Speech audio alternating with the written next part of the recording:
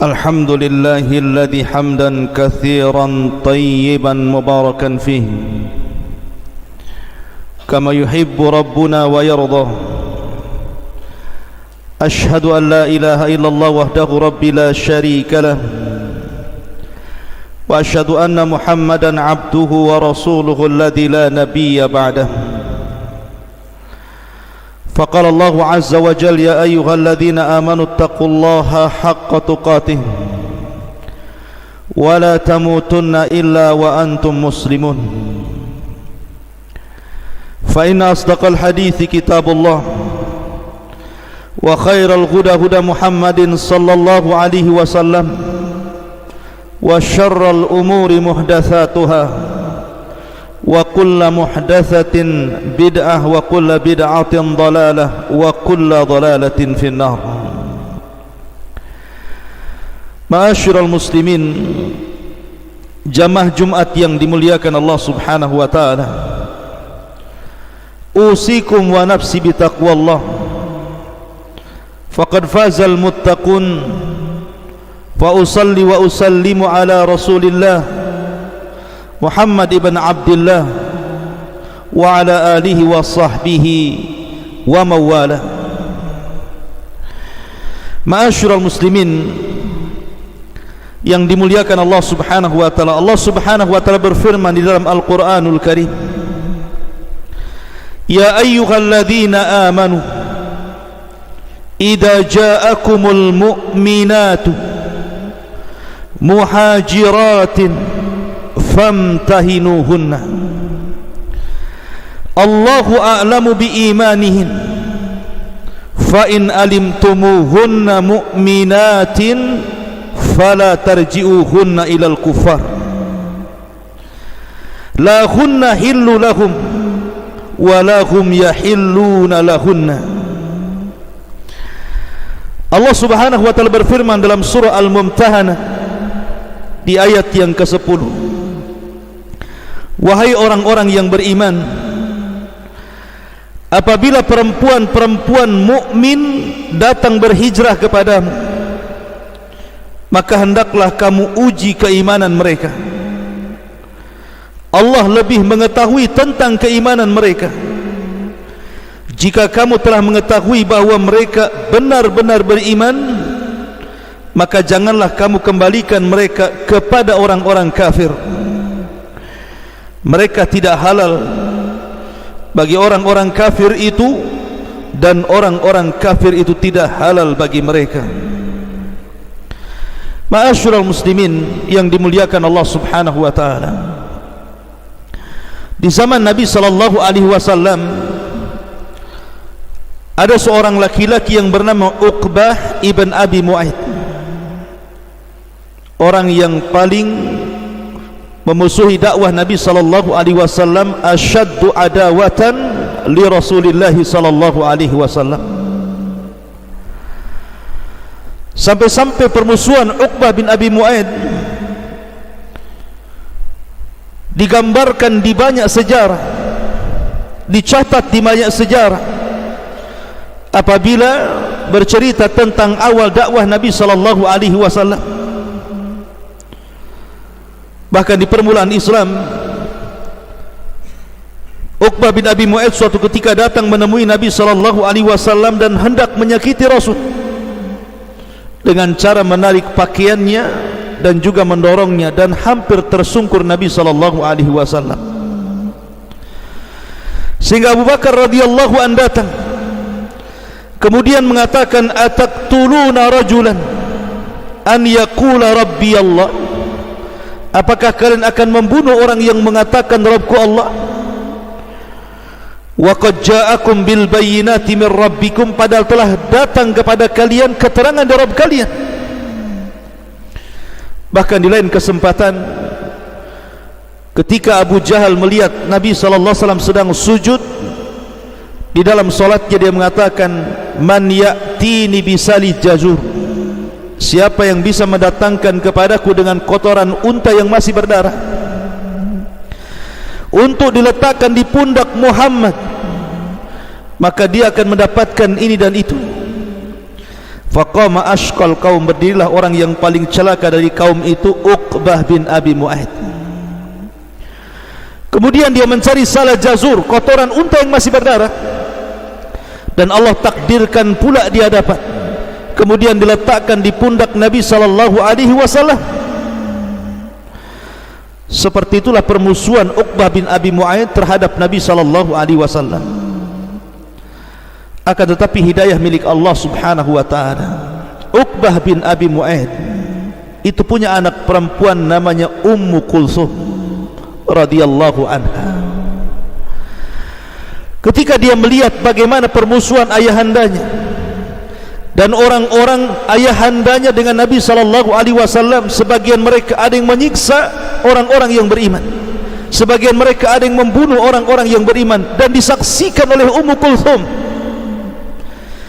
Dia pun berfikir dan berkata dalam hatinya, ma ashaddal adha, limada yuriqu abi wa a'wanuhu damad du'afa, innahu la syai'un azim.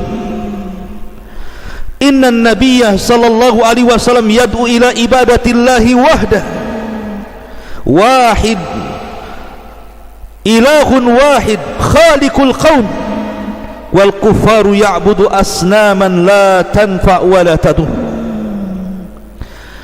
Kata Ummu Kulthum, dalam hatinya dia memandang dan mengatakan, alangkah beratnya siksaan orang-orang yang masuk Islam itu.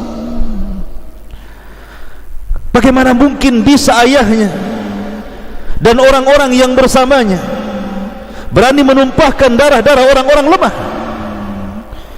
Padahal Nabi sallallahu alaihi wasallam, maksudnya Rasul sallallahu alaihi wasallam, hanya mengajak manusia untuk beribadah kepada Allah saja, Tuhan yang satu pencipta alam, sementara orang-orang kafir menyembah berhala yang tidak mendatangkan manfaat dan juga tidak mendatangkan madarat.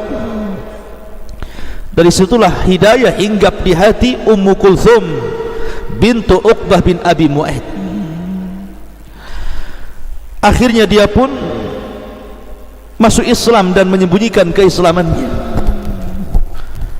Di tengah-tengah ayahnya sangat bermusuhan dengan Nabi sallallahu alaihi wasallam, sampai ketika terjadi perang Badar, tentara orang-orang kafir berhadapan dengan tentara Rasul sallallahu alaihi wasallam. Allah takdirkan Uqbah bin Abi Mu'aid mati di perang Badar ini.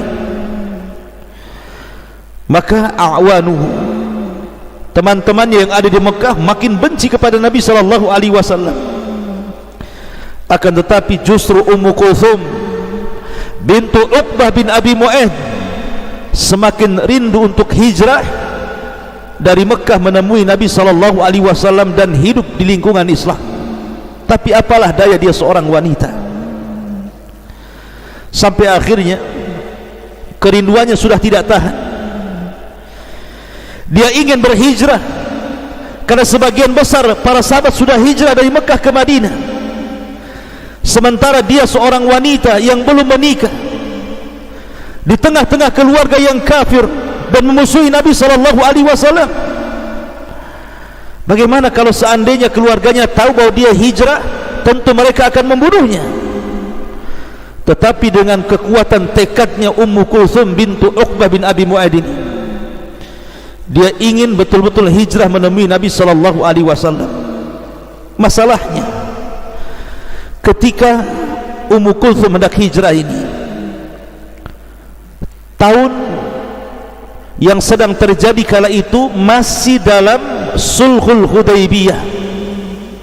Ada perjanjian Hudaybiyah, di mana satu bulir kesepakatan di antara sekian bulir-bulir kesepakatan itu, apabila ada orang Mekah kemudian hijrah ke Madinah, maka orang Madinah wajib mengembalikan orang-orang Mekah ke Mekah kembali, walaupun dia orang yang beriman, walaupun dia orang masuk Islam. Sehingga Ummu Kulthum kemudian berfikir, bagaimana kalau seandainya aku hijrah, kemudian sampai di kota Madinah, tiba-tiba keluarganya meminta kepada Nabi SAW untuk dikembalikan diriku ke Makkah, kemudian Rasul mengembalikan diriku, tentu mereka akan membunuhku. Tetapi dia hanya mengatakan, Bismillahi tawakkaltu ala Allah, dengan menyebut nama Allah, aku hanya bertawakal kepada Allah Azza wa Jalla. Maka berangkatlah Ummu Kulthum, seorang wanita, dan dialah satu-satunya wanita yang hijrah sendirian dari Mekah ke Madinah, sehingga dia nekat, sudah tidak tahu lagi apa yang harus lakukan, sudah tidak takut lagi kecuali Allah Subhanahu wa ta'ala, tidak takut dengan perjalanan, tidak takut dengan kegelapan. Yang ada dalam pikirannya bagaimana berjumpa dengan Nabi sallallahu alaihi wasallam. Berangkatlah Ummu Kulthum 3 hari 3 malam, sampai akhirnya di tengah perjalanan dia berjumpa dengan seorang laki-laki dari Khuza'ah, dan ditolong kemudian diantarkan sampai ke kota Madinah dan berjumpa dengan Nabi sallallahu alaihi wasallam.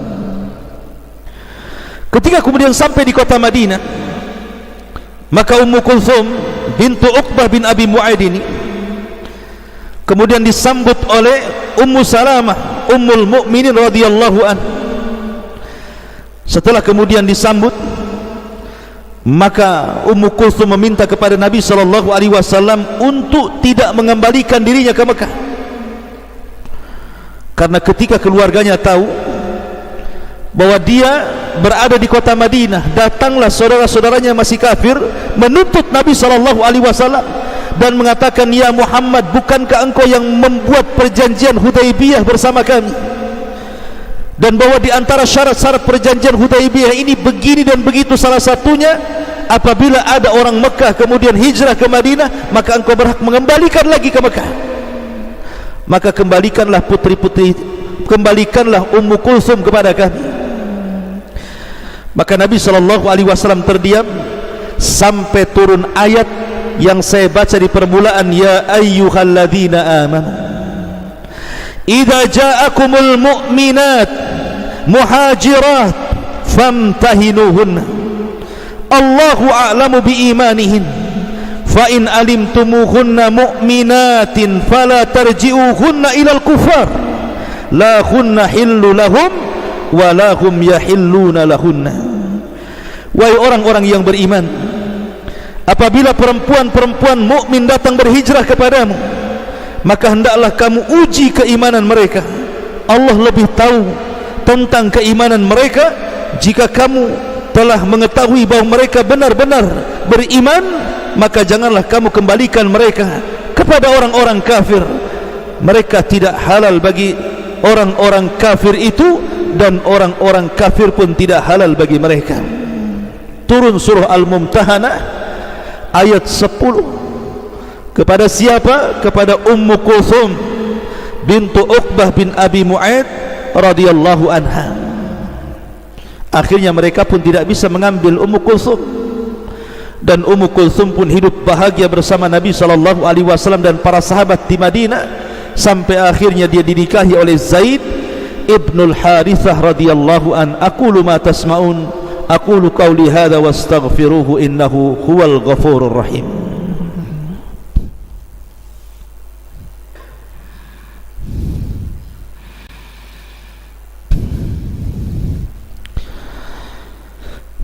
Bihamdillahi wassalatu wassalamu ala rasulillah wa ala alihi wa sahbihi wa mawalah wa la hawla wa la quwata illa billahi wa ba'du. Ma'asyiral muslimin yang dimuliakan Allah Azza wa Jalla, kenapa saya berkhutbah di permulaan tentang seorang wanita pemberani, wanita yang banyak diuji tapi dia sabar dan dia akan memperoleh surga yang dijanjikan Allah Azza wa Jalla. Kita berada di bulan Dzulhijjah, bulan yang disebut oleh para ulama bulannya tadhiyah, pengorbanan. Kata para ulama bahwa al-udhiyah, seseorang berkurban itu karena ada pengorbanan. Karena udhiyah itu diambil dari kata-kata tadhiyah juga. Karena sejarah gimana ketika Allah Subhanahu wa taala memerintahkan untuk berkurban, itu tidak lepas daripada perjuangan Ibrahim untuk sabar akan perintah Allah tatkala menyembelih Ismail. dan perjuangan Ismail untuk redha dan terima atas keputusan Allah Subhanahu wa taala. Sehingga di antara hikmah berkorban itu adalah tadhiyah, pengorbanan dalam Islam.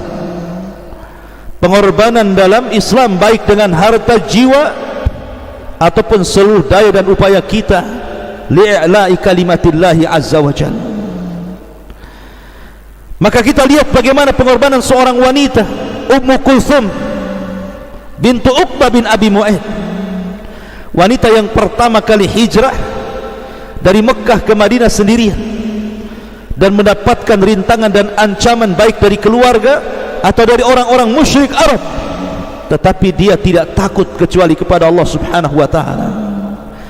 Dan inilah sosok yang pantas kita tiru, bagaimana seorang wanita menjangkau keberanian kebanyakan laki-laki.